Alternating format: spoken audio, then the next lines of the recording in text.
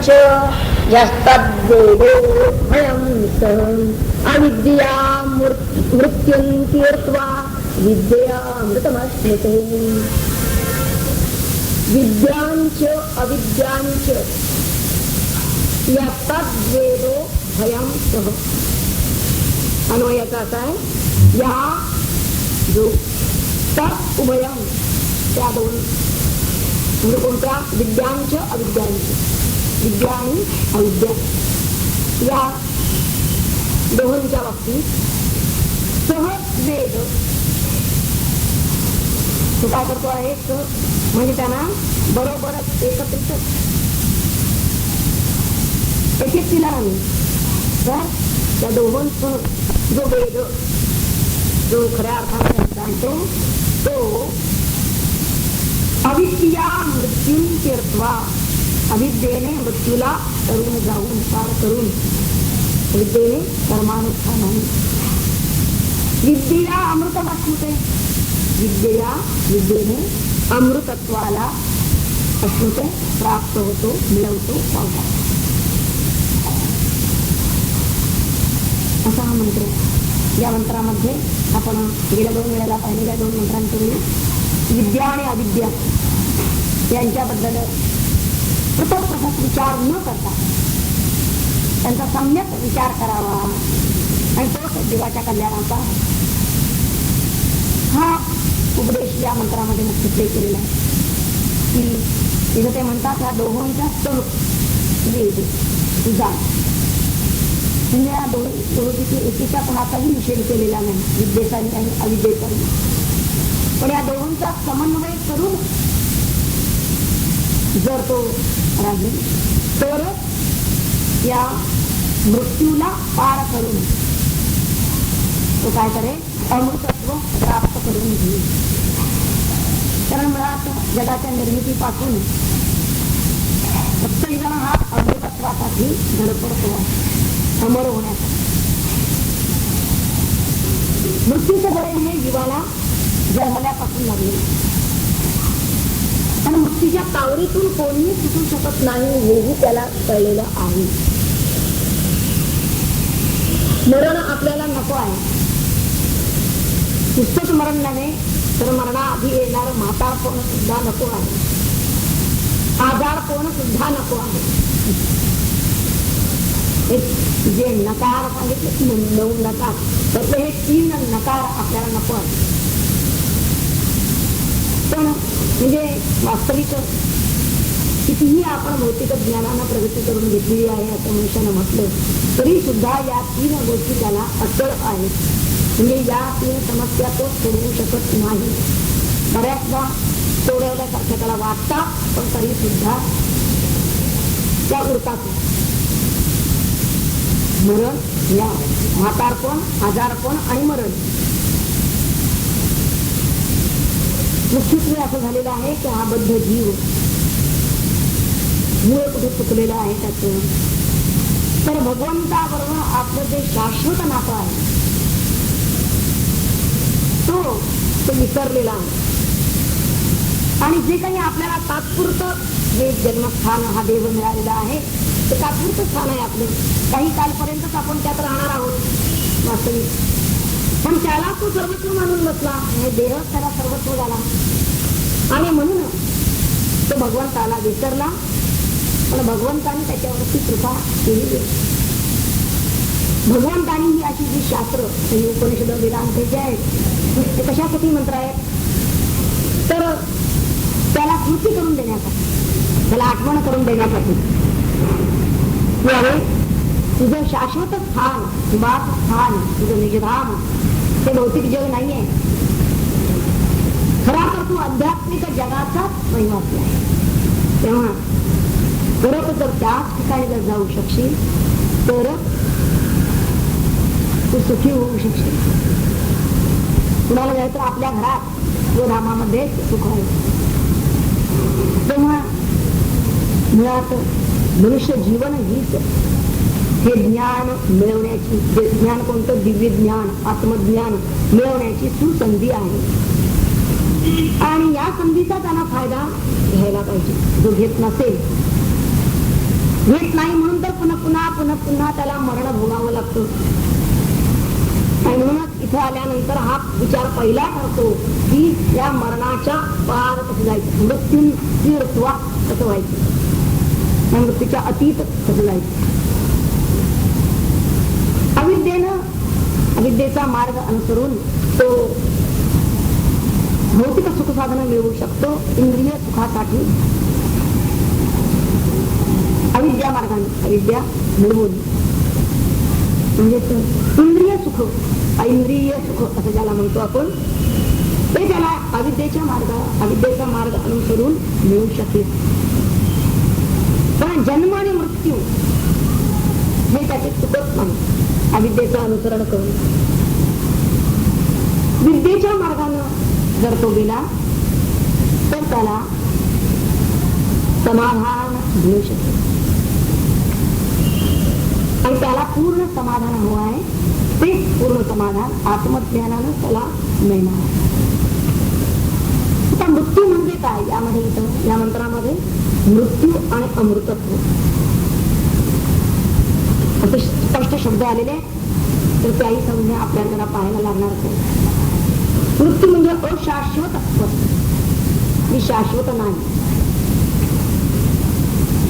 आणि या अशाश्वत वस्तूंच्या ज्ञानामुळे म्हणजे या अविद्येमुळे काय होणार आहे, तर दुःख जी आहेत ती हलकी करण्याचा तो प्रयत्न करतोय. जीवनात दुःख तर आहेतच भेटतात, पण ती कशी हलकी होतील.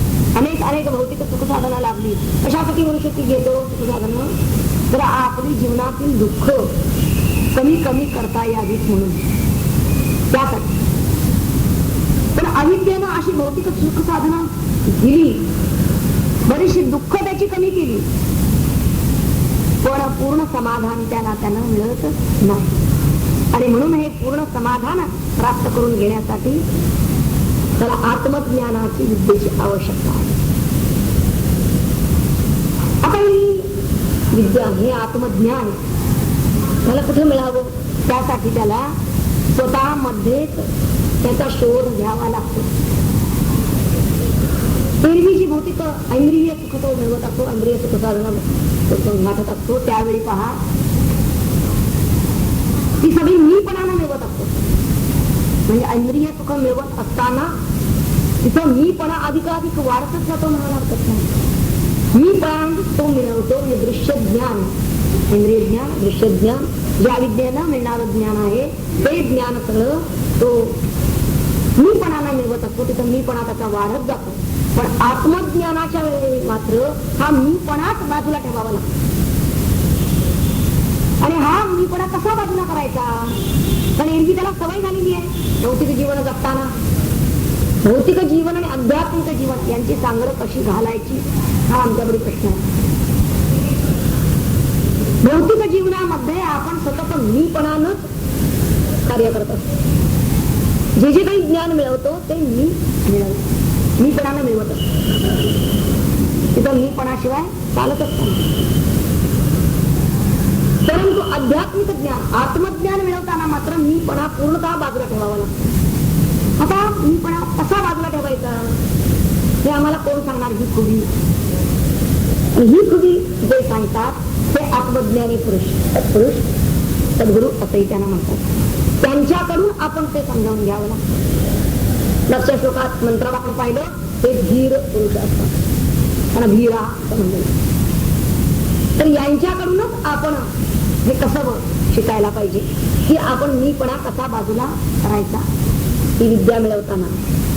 मृत्यू तीर्थवा. आता मृत्यू मरण कोणतं बोलतो आहे, मृत्यू तीर्थवा असं म्हणतो. ज्यावेळी आपण अत्यंतिक दुःखात असतो, दैन्यात असतो, दारिद्र्यात असतो, अज्ञानात असतो, त्यावेळी त्याला एका परीनं तो एरवी सुद्धा बोलता बोलता मनुष्य म्हणतो की तो नरक भोगतोय. त्यापेक्षा मनुष्य म्हणतो की यापेक्षा मेलेलं बरं. म्हणजे काय, म्हणजे तो मरणच भोगतो आहे, मरणप्राय यातना भोगतो आहे, दुःख भोगतो. म्हणजे आपण जेव्हा अत्यंतिक दुःख भोगत असतो त्यावेळी त्याला वाटतं की यातून आपण सुटावं, मृत्यू तीर्थवा, पण सुटका होत नाही त्याची. त्याचं कारण, त्या दुःखाचं जे कारण आहे ते कारण निरस्त व्हायला पाहिजे. कारणाचा नाश झाल्याशिवाय कार्याचा नाश होत नाही. दुःख हे जर जायला हवं असेल तर त्या दुःखाचं कारण काय आहे ते नष्ट व्हायला पाहिजे. तर तो खरा दुःखातून मुक्त झाला म्हणजे मृत्यून तीर्थवा असं होईल. दुःखाचं कारण पाहिलं पाहिजे. दुःख का आले? काहीतरी त्यानं अशुभ पापकर्म केली ती भोगण्यासाठी दुःख येतं. ती का केली? कर्म तरी का करतो? देहाभिमान आहे, काहीतरी अज्ञान आहे म्हणजे अज्ञानजन्य आहे ती दुःख. आता अमृतम अश्नुते असा एक पद इथं आलेला आहे मंत्रात. अमृतम अश्नुते, आनंदाचा त्याला लाभ झाला, आनंद भोगला. अश्नुते मोक्षाचं विविध स्वरूप आपण पाहिलेलं आहे. आत्यंतिक दुःख निवृत्ती आणि परमानंद प्राप्ती हे मोक्षाचं स्वरूप विविध आहे. निवारातलं उदाहरण द्यायचं तर रोग जाणे आणि आरोग्य प्राप्त होणे म्हणजे शक्ती आहे. एखाद्याला ज्वर आहे तर ज्वर जाणे आणि ज्वर आला की लगेच, ताप आला की लगेच त्याला त्याची ताकद जाते. तो म्हणतो की मला अगदी उठवत नाही, बसवत नाही. पण ही जी गेलेली शक्ती आहे ती पुन्हा त्याला येणं म्हणजे ताप उतरला तेवढ्यानं लागत नाही, तर पुन्हा जी रोगप्रतिकारक शक्ती पूर्ववत त्याची असणं, रोगाशी सामना देऊन नंतर पुन्हा ती शक्ती त्याला प्राप्त होणं. तरच तो त्यावेळी आता मला बरं वाटतंय असं म्हणतो. हे त्याचं बरं वाटणं केव्हा आहे? नुसता ताप उतरला तो म्हणणार नाही. थोडी जेव्हा त्याला ताकद येईल त्याच वेळी ते म्हणतो. त्याच प्रकारे मृत्यू तीर्थवा हा जो भाग आहे, आधीच आणि त्यांनी काय सांगितलं? मृत्यू तीर्थवा कशानं? अविद्येया मृत्यू तीर्थवा. अविद्येया हा शब्द मुद्दाम घातलेला. अविद्येनं मृत्यू तीर्थवा. अविद्या या शब्दाचा अर्थ काय आपण केलेला आहे? कर्मानुष्ठान. अविद्येमध्ये अज्ञान दशेतच कर्म होतात, तेव्हा कर्माचं अनुष्ठान. अशी कर्म करायची आहेत की आपण मृत्यून तीर्थवा, त्या दुःखाच्या पार हो. अशी कर्म करायची आहे की आपल्याला मृत्यूनंतर स्वर्लोक प्राप्ती होईल. म्हणजे आपण कर्म केल्यानं जास्तीत जास्त काय होईल? जास्तीत जास्त कर्म करून जास्तीत जास्त काय होईल? स्वर्लोक प्राप्ती होईल.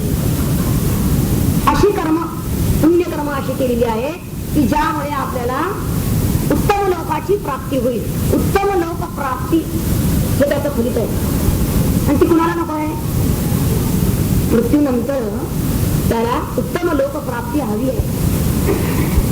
तेव्हा ज्याला उत्तम लोक प्राप्ती हवी आहे त्यानं ही उत्तम कर्म करायला पाहिजे, पुण्य कर्म करायला पाहिजे. पण ज्याचं ध्येय एवढं सीमित नाही, कारण काय पुण्याची पावटी सरे मागुती येणे घडे. पुण्य संपलं पुन्हा त्याला मरते लोकांवर यायला पाहिजे. आणि म्हणून असं अमृतत्व, असं अमरपण त्याला हवं आहे. मग ते कशाने मिळेल? अविद्येया अमृतम, विद्येया अमृतम अश्नुते. अश्नुते विद्येया अमृतम अश्नुते. विद्येनं त्याला हे अमृतत्व प्राप्त होईल. आणि अमृतत्व प्राप्त होणं म्हणजे काय? तर कैवल्य प्राप्ती होईल. अमृतत्व, अमरता. आता पुन्हा त्याला जन्माला यावं लागत नाही, म्हणून पुन्हा मरण नाही. मी मरणारा या भावनेचंच उच्चाटन झालेलं आहे. ह्याला खरं अमृतत्व म्हणजे. कारण मेल्यानंतर पुन्हा आम्ही जन्माला येणार की नाही येणार हे आम्हाला असणार. यासाठी खरं अमृतत्व कोणतं? तर मी मरणारा, म्हणजे सतत त्याला जी भय आहे, भीती आहे, या भीतीचा पूर्ण नाश जर झालेला असेल, या भयापासून तो पूर्ण मुक्त झाला असेल, तर तो खरा मुक्त. मी मरणारा नव्हे. कारण का? कारण मी अजन्म आहे. मी जन्मलेला नव्हे. मी अजयी नाही म्हणून मी जन्मलेला नाही, म्हणजे मी अजय आहे म्हणून मी अमर आहे. हे ज्याला पक्क अनुभवाला आलं, त्याला आत्मज्ञान झालं, त्याला अमृतत्व मिळवलं. मुख्यत्वे आपल्या ठिकाणी ज्या शक्ती असतात, शारीरिक शक्ती, ऐंद्रिय शक्ती, ज्या काही भौतिक शक्ती असतात, त्या शक्ती कार्यान्वित झाल्या तरच त्यांचं तेज टिकून राहतं. आणि हे काम अविद्या करते. आपल्या ठिकाणच्या शक्ती व्यक्त रूपाला आणणं, कार्यान्वित करणं, हे कार्य अविद्येचं आहे. म्हणून अविद्या मागच्याला सांगितलं की आपलं हे बाह्य भौतिक जीवन विकसित होण्यासाठी, अभ्युदय साधण्यासाठी, आपण पाहिलं मागच्याला, अभ्युदय साधण्यासाठी म्हणून अविद्येची आवश्यकता आहे. पण तो अविद्येतच जर गुंतून राहिला, कारण विद्या ही काय करते? त्याला विवेक शिकवते. अविद्येनं अनेक अनेक उपभोग साधनं त्याच्यापुढे निर्माण करून ठेवली, पण त्यातच तो गुंतून बसला तर जी शक्ती, जे तेज प्रकट झालं, ती निस्तेज व्हायला कितीचा वेळ लागणार आहे. आणि म्हणून विद्या ही काय करते? त्याला विवेक शिकवते. ती जर नसेल तर अविद्येमुळे जे काही यश प्राप्त झालेलं होतं, त्यामुळे उलट त्याला भ्रम निर्माण होण्याची शक्यता, तो भ्रांतीत पडणार. उदाहरण बघूया की आपण तसं पाहिलं तर स्वयंपाक जे करतो ते अविद्येतच करतो. कोणतंही कर्म करतो ते अविद्येनं करतो. आता हा स्वयंपाक केला, तो आपण जेवलो, त्यानं आपल्याला शरीरात पुष्टी आली, हळूहळू लहानाचे आपण त्यामुळेच मोठे झालो, हे जेवण. म्हणजे इथे जो हा विकास बाह्य दिसून आला, हा करणारी ती अविद्या आहे. पण आपल्याला जी अमृतत्वाची प्राप्ती होणार आहे ती विद्येमुळे होणार आहे. कारण हे कसं? आयुष्य नुसतं वर्धन करणं किंवा देह टिकवून ठेवणं, देह वाढवणं, तेवढंच या मनुष्य देहाचं फलित नाही, ध्येय नाही, सार्थक नाही.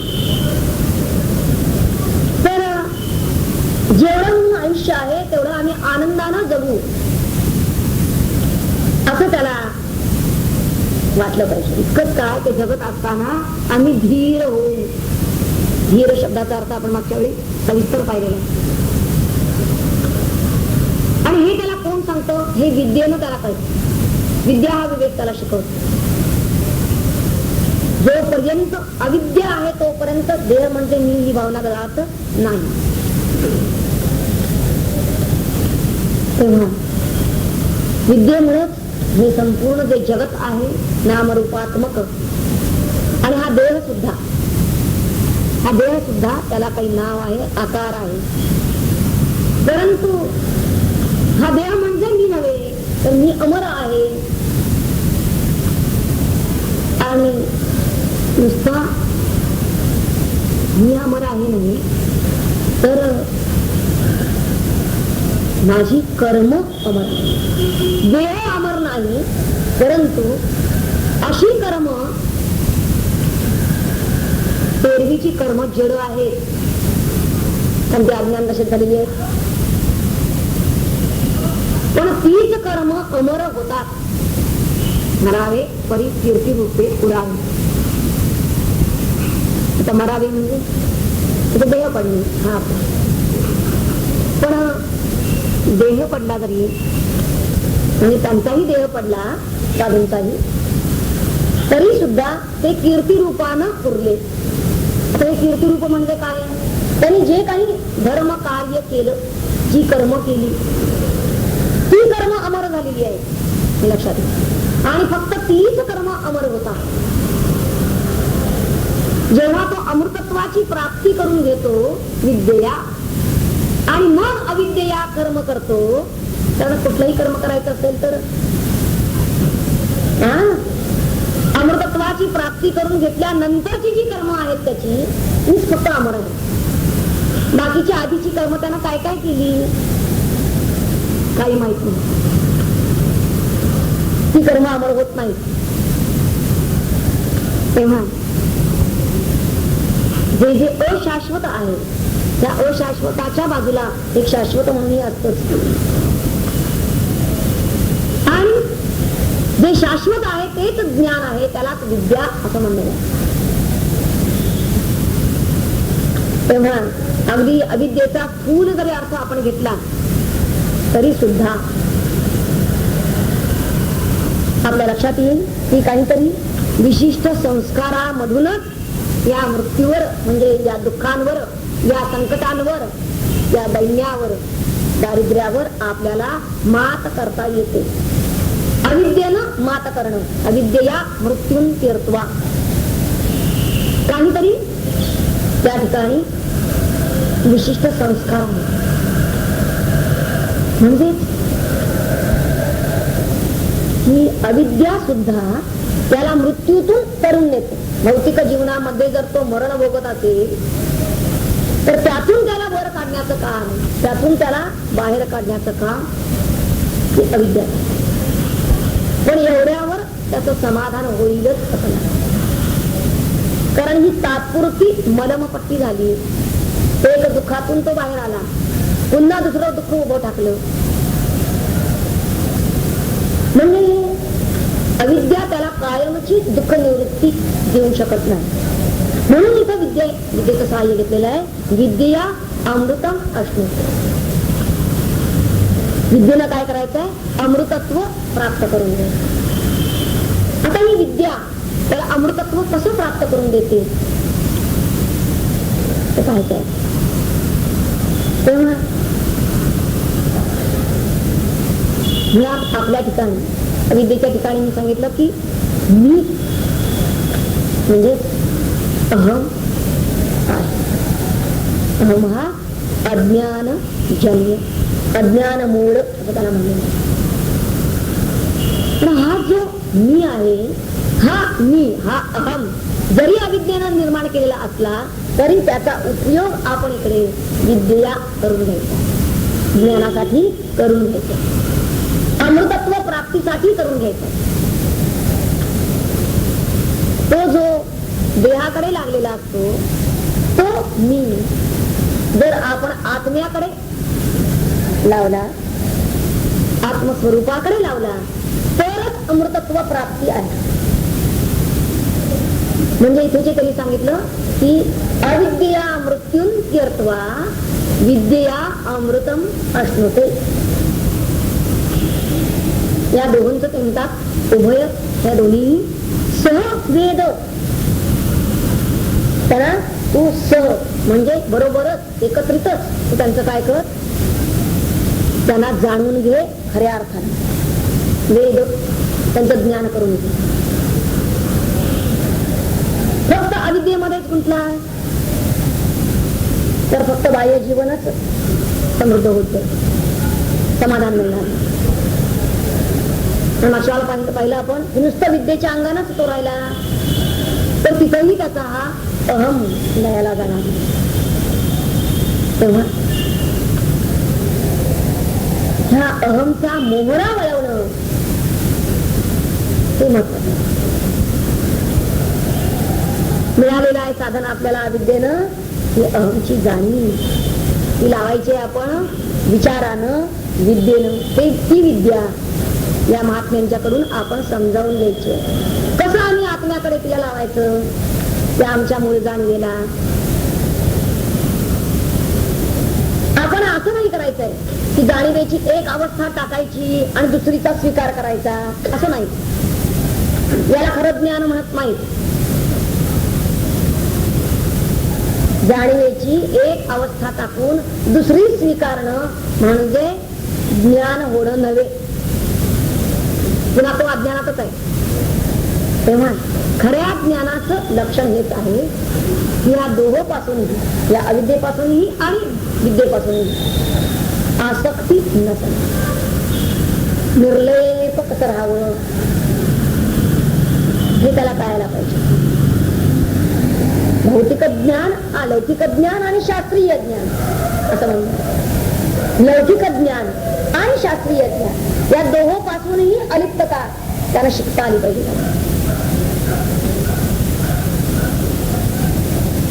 आणि असं ज्ञान जाणार, असे ज्ञान सांगणारे तेच धीर आहेत, तेच संत सद्गुरू असतात. त्यांच्याकडून आपल्याला ही विद्या, अमृतत्वाची विद्या शिकून घ्यायची. विद्येच्या आधारानंच अविद्या टिकलेली असते. तसंच अविद्येचा सुद्धा, विद्येवर सुद्धा अवलंबून आहे ही विद्या. विद्या कळली पण काही केलंच नाही तर म्हणजे कर्मानुष्ठान पाहिजे ना. जे काही आपल्याला ज्ञान त्यांनी शब्दांनी सांगितलेलं आहे ते ज्ञान प्रत्यक्षात, त्याला आपण प्रॅक्टिकल म्हणतो, कार्यान्वित होणं, क्रियायोग साधणं. तो जर साधला नाही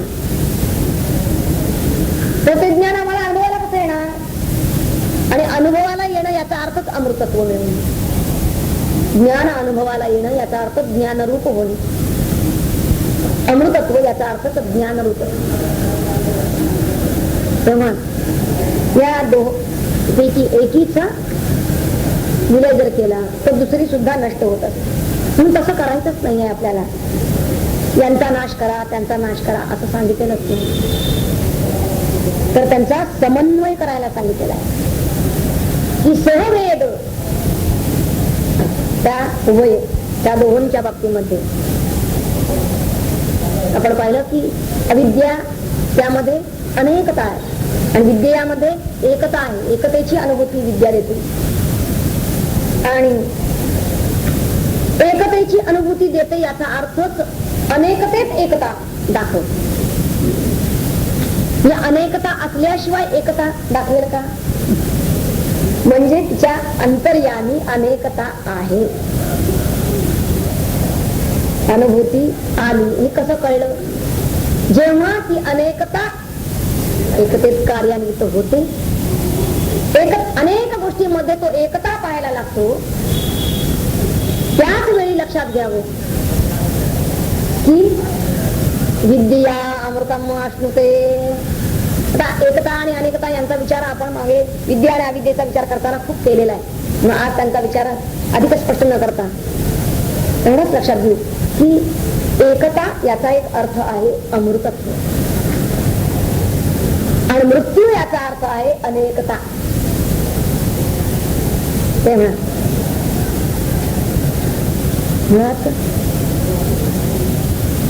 ह्या एकतेला आपण विसरलेलो असतो म्हणून अविद्येत असतो. अविद्येत असतो याचं कारण ते बघा म्हणलं तसं विस्मृती, आत्मविस्मृती. आणि जेव्हा ह्या एकतेची त्याला जाणीव होते आणि जाणीव नुसती नव्हे तर ती जाणीव पुन्हा कार्यान्वित होते. तेव्हा जर जसा तो अधिकाधिक या एकतेकडे वळायला लागतो अंतर्यामीच्या, म्हणून हा शोध अंतर्यामी त्यांना आधी घ्यायचा आहे. शोध अंतर्यामी घेऊन जेव्हा अनुभूती त्याला अंतर्यामी येते त्याच वेळी नंतर ही एकता बाहेर प्रगट होते आणि प्रगट होत असताना मग त्याला अविद्या म्हणजेच त्या अनेकतेचं साह्य. अमृतत्व मिळवणारे बरेच आहेत परंतु प्रत्येकांच्याकडून एक छाप, जसं गणपती छाप काढतात तसं या सर्व साधू संतांच्याकडून एक छाप कामा होतील का? कार्य प्रत्येकाचं कार्य भिन्न आहे. आता ही भिन्नता का आली? अमृतत्व जर एकच आहे, एकता जर त्यांच्या ठिकाणची अनुभव जर एकच आहे, अनुभूती जर एकच आहे तर मग कार्यात भिन्नता का? वास्तविक त्यांनी सर्वांनी एकच काम करायला हवं पण तसं नाही. त्याचं कारण आहे की जेव्हा कर्मावर म्हणजे कार्यावर येतात त्यावेळी ही प्रकृती भिन्नता राहते. जसे त्रिगुण, प्रत्येकाचे स्वभाव त्रिगुण प्रमाण हे भिन्न आहे. त्रिगुणातीत झालेला आहे तर देहावर येऊनच कार्य करायला पाहिजे. देहावर येऊन, आणि म्हणून जे सदैव आत्मानुसंधानामध्ये आहेत, आत्माकार वृत्तीतच रमलेले आहेत सदैव, कधी देहावर यायलाच तयार नाही. ते कर्मावर येतात का? कोणतं कर्म करतात? ते भानावर सुद्धा देह भानावर. आणि म्हणून थोडं का असणार, आणि म्हणून ही कर्मच फक्त अमर होतात असं का म्हणलं? कारण ही जग विश्व कल्याणासाठी झालेली असतात, जीवांच्या उद्धारासाठी झालेली असतात, परोपकारासाठी झालेली असतात.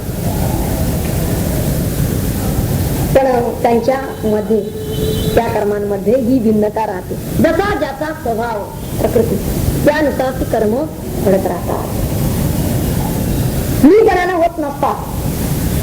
तिथं देहाभिमान अजिबात नाही, परमात्म्याचं कार्य म्हणून होत असतात. पण जरी झाली तरी सुद्धा तिथं भिन्नत्व हे राहणारच. मुख्यत्वे मृत्यू म्हणजे काय? खर तर हा मीपणा, आपण जे आपल्याला मर्यादित करतो मीपणानं, याला तर मृत्यू म्हणायला पाहिजे. मी म्हणजे काय? म्हणजे मी 3.5 हात देह. तेवढा आपल्या देहापुरतं जर आपण स्वतःला सीमित समजत असू तर ही आपली भावना, देह भावना ही फक्त, म्हणजे हा देहाभिमान, यालाच मृत्यू असं म्हणाल. आणि अशी भावना जोपर्यंत आपली आहे तोपर्यंत आपण मरणारेच आहोत. मृत्यू आपला पाठ सोडणार नाही. परंतु ही कक्षा आपण जर उल्लंघन करायचे असेल तर विद्येची आवश्यकता आहे. वास्तविक आपण त्या परमात्म्यापासून विभक्त झालेलो आहोत. म्हणूनच तर या आत्मा कसा आहे? अमर आहे. तर आपण आपल्याला वेगळं समजतो त्याच्यापासून, आणि म्हणून हे मृत्यू हा त्याला भोगावा लागतो. वास्तविक तो असतो देहाला, त्या जडाला, पण हा स्वतःला समजतो. त्याचं कारण ते आहे की हा आपल्या अमरत्वापासून वेगळा झाला, वेगळा समजला झाला. म्हणजे प्रत्यक्षात तो तसा नसतो, पण तो फक्त समजतो. मूळ आपल्या अमर अशा पदापासून तो स्वतःला विभक्त समजतो, मर्यादित समजतो, अमर्याद असताना. आणि म्हणून ह्याच भावनेमुळे, म्हणजे मृत्यू आणि अमृतत्व यामध्ये कोणत्या भावना आहे? मृत्यूमध्ये देहाभिमानाची, मीपणाची भावना आहे, मर्यादितता, सीमिततेची भावना आहे. आणि अमरत्वामध्ये ही अपार अमर्याद आणि भगवत भावना आहे, आत्मभावना आहे. आणि ही आत्मभावना जेव्हा त्याची स्थिर होते त्याच वेळी तो अमृतत्व त्यानं प्राप्त केलं. आणि म्हणून हे अमृतत्व विद्येया मिळेल त्याला. सदैव त्यानं हा जर अंतर्यामी अभ्यास केलेला असेल, विद्येया हीच विद्या असं म्हणलेलं आहे. शास्त्रात दिलेली आहे, पण शास्त्राचा अनुभव त्यानं घेणं, हे अमृतत्वाचं तत्वज्ञान सदैव त्यानं अंतर्यामी घोकायचं आहे. आत्मनिवेदन म्हणतात त्याला. हे अंतर्यामी घोकणं, हे आत्मनिवेदन जर तो सदैव करत असेल तर त्याला अमृतत्व प्राप्ती व्हायला वेळ लागत नाही. तेव्हा अमृतत्व आणि मृत्यूत्व म्हणजे काय हे आधी आम्हाला कळायला पाहिजे. हे अमृतत्व म्हणजे जन्म आणि मरण यांच्या अतीत. म्हणजे हे अमृतत्व असं नाही की मृत्यूच्या सापेक्ष आहे, असं नाही. आणि इतका वेळ आपण विचार मृत्यूच्या सापेक्ष करत गेले. पण अमृतत्वाची जाणीव ही तुम्हाला तिथे जाणीव नकोच म्हणायला. अमृतत्व हे काय आहे?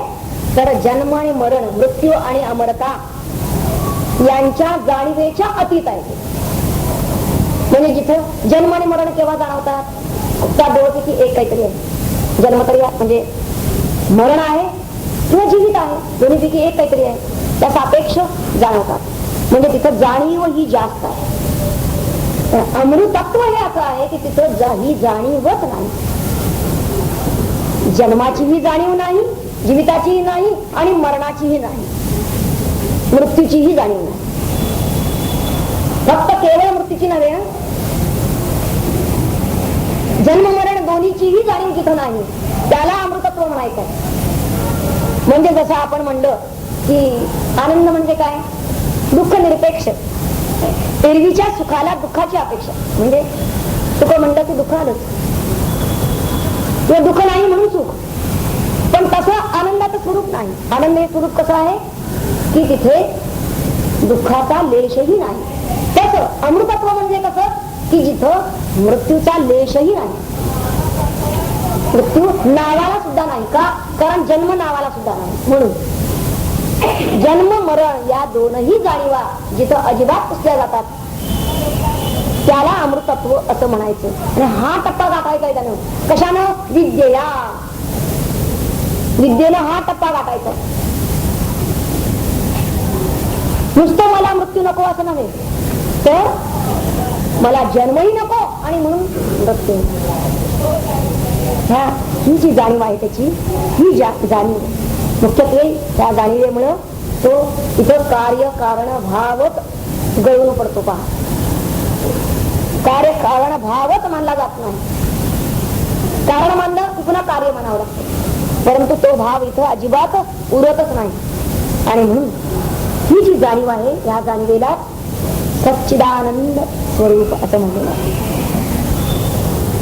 अमृतत्व असं तिथं म्हणलेलं आहे. अमर जाणीव असं आपण त्याला म्हणू शकतो. पण त्याचं शब्दात वर्णन करताना अमृतत्व असाच शब्द जास्त मार्मिक आहे. कारण तत्व हा शब्द घातलेला आहे. अमरता, आणि अशी अमरता म्हणजेच सच्चिदानंद स्वरूप, आत्मस्वरूप. तेव्हा खरं तर आत्मा जो आहे, आपण इथं जे या लोकात येतो आपला हेतू काय आहे? त्या आत्म्याचा हेतू असं नाही आहे की विश्वामध्ये आपण अमृतत्व मिळवायचं म्हणून तो आलेला आहे का? आत्मा हा अमरच आहे. आणि काय मिळवायचं आहे त्याला? प्राप्ताची कशी प्राप्ती करून घ्यायची आहे. पण हे जे नित्य प्राप्त असं अमृतत्व आहे ते आपल्याला भोगता आलं पाहिजे. आता आपण शेवटच्या शब्दाकडे चाललो. अश्नुते हा शब्द अत्यंत मार्मिक आहे. अमृतत्व भोगण्यासाठी म्हणून आम्ही देह घेऊन आलो आहोत आणि ही लीला खेळतो आहोत, भगवंताच्या इच्छेने खेळतो आहोत. आम्ही म्हणजे अमरच आहोत, अमृतत्व, कारण आम्ही आत्मरूप आहोत. आम्ही जर आत्मा आहोत तर आम्ही अमरच आहोत. मग इथे कशासाठी आलो आहोत देह घेऊन? भगवंताच्या लीलेमध्ये सहभागी झालो आहोत आणि ते देहानं भोगता यावं अमृतत्व म्हणून आलो आहोत. त्या मनुष्य देहामध्ये ते फक्त भोगता येतं, इतर कोणत्याही देहात ते भोगता येत नाही. तेव्हा असं स्वयंभू आणि निरुपाधिक असं हे आमचं अमरपण आम्ही जन्म घेऊन भोगायला आलो आहोत त्या मानव देहामध्ये. ते मानव देह असे पर्यंतच भोगायला मिळणार आहे हे त्याचं महत्व लक्षात घेऊन या मंत्राचा निर्देश त्यासाठी आहे. ते आपल्याला विद्येनं भोगता येईल अमृतत्व. अशी विद्या आपण मिळवायची आहे. ईश्वराचं हे कार्य आहे की तो त्या विश्वामध्ये असे जे कोणी अमृतत्व मिळवणारे आहेत त्यांनी इतरांना अमृतत्व मिळवण्यासाठी सहाय्य करावं ही भगवंताची इच्छा आहे. आणि म्हणून त्याच्यामध्ये आपणही सामील व्हायचं. म्हणून म्हणलं की या अमृतत्व मिळवणाऱ्या संतांची कार्य जी असतात नंतरची ती अमर होतात, कीर्तिरूपानं तेच राहतात. तेव्हा आपण या देह जरी जड असला तर या जड देहात राहून सुद्धा हे असं अमर कार्य करू शकतो. आणि तो पुरुषार्थ आम्ही करावा यासाठी हा मंत्र आम्हाला निर्देश करतो आहे. की अविद्यया मृत्यूंतीर्थवा. आधी आपण आपलं दैन्य दुःख हे दूर करून घ्यायचंय. ते जर असेल तर पुढचं कसं अमृतत्वाकडे वळणार तो विचार करायला आधी त्याचं पूर्वीचं जीवन जे आहे ते निरामय आणि अमय म्हणजे रोग आणि स्वस्थ पाहिजे. काही जण म्हणतात की भुकेल्या पोटी परमार्थाच्या गप्पा गोष्टी होऊ शकत नाही. तेव्हा अत्यंतिक दुःख दारिद्र्यामध्ये रोगाला पिडलेल्या शरीरामध्ये मनुष्य हा विचार, हा आत्मविचार कसा करू शकणार, असं जे विचारत असतील त्यांच्यासाठी सांगितलंय की अविद्यया मृत्यून तीर्थवा. तुम्ही या अशा प्रकारच्या या मरण यातनातून सुटायचं असेल तर तुम्ही आधी आपलं भौतिक जीवन सुख समृद्ध करून घ्या, निरामय देह प्राप्त करून घ्या. त्यासाठी मग तुम्हाला कुठल्या हेल्थ क्लबला जायचं ते जा, कुठली अर्थप्राप्ती धर्माधिष्ठित करून घ्यायची आहे ती घ्या. परंतु यातून तीर्थवा झाल्यानंतर मग मात्र काय कराल, पुन्हा दुसऱ्या मृत्यूच्या खड्ड्यामध्ये त्या इंद्रिय उपभोगांच्या खड्ड्यात पडू नका. तर काय करा, अमृतत्व असतो. आणि ते अमृतत्व प्राप्त करण्यासाठी म्हणून विद्या, या विद्येचा निश्चितपणे आधार घ्या, या आत्मविद्येचा, की ज्या विद्येनं आपण आपला शोध घेऊन आणि आपला शोध घेऊन त्यानं एकदा का त्याला पत्ता लागला आपल्या स्वरूपाचा तर ते स्वरूपच होण्यासाठी तिथं त्यानं पुन्हा कर्मावर यायचं. आणि म्हणून नुसतं ज्ञान म्हणजे शब्दज्ञान आणि कर्म यांची सांगड त्यानं जर समन्वय जर केलेला असेल तरच तो हा अनुभव घेऊ शकणार आहे, ही अनुभूती घेऊ शकणार आहे. नुसता विचार करत बसला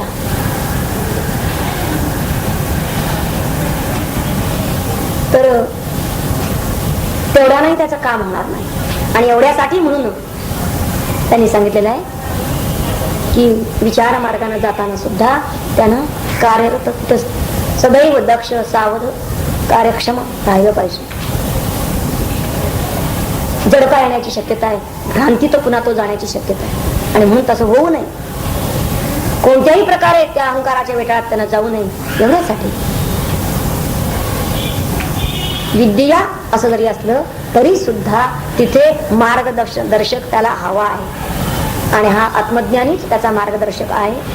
त्याच्याच जीडात त्यानं हा अमृतत्वाची वाटचाल करायची. विद्या आणि अविद्या यांचा समन्वय त्यानं जो करायचा आहे. वास्तविक हे दोन प्रकाश आहेत. तेव्हा विज्ञान आणि ज्ञान असं यांना म्हणलेलं आहे, किंवा विद्या आणि अविद्या. म्हणजे आपल्या ठिकाणी समाधान असावं असंही आपल्याला वाटत असतं, पण त्याचबरोबर कर्माला उद्युक्त होण्याची एक प्रेरणा आपल्या ठिकाणी निश्चितपणे असते. स्वस्थ बसावं असं जसं वाटतं तसं काहीतरी करावं असंही वाटतं. ह्या दोनही प्रेरणा ज्या आहेत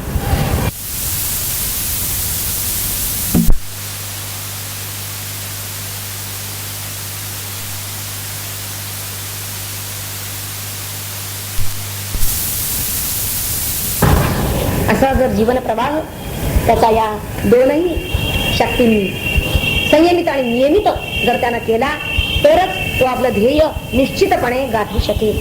आणि तसं त्याला गाठावं अशी यज्ञवल्क्यांची कल्पना आहे. हा संपूर्ण मंत्र आपण म्हणायचा आहे. मंत्र मला म्हणायचा राहिला.